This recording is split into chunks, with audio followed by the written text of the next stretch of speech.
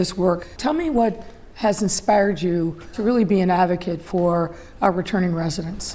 Well, what really inspired me was being directly impacted and also experiencing some of the injustices that happen to people like me when you come back into society, being denied housing, and then knowing that with that denial of housing, how many other people before me had been denied housing.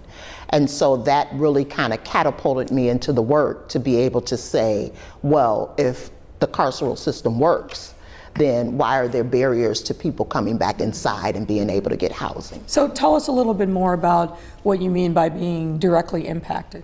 When I say directly impacted, I am someone that was formerly incarcerated. And when, a lot of times we talk about people being directly impacted or formerly incarcerated or justice impacted. And a lot of times people make that judgment just simply based off someone being formerly incarcerated and put barriers up.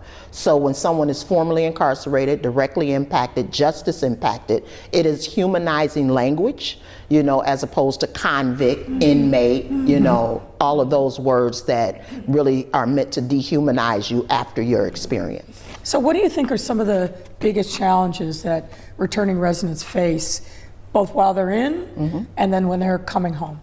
I think some of the biggest challenges are being able to access the resources. There are so many gaps that when people come back into society, that initial time from them hitting the platform at Union Station with $10 from IDLC, that if there's not some resources immediately available, then that is one of the challenges, deciding what to do within that 2-week or 30-day period. It's a crucial time. Also inside, not having those resources reaching inside to connect them to some resources outside, and already having them set up by the time they hit the door.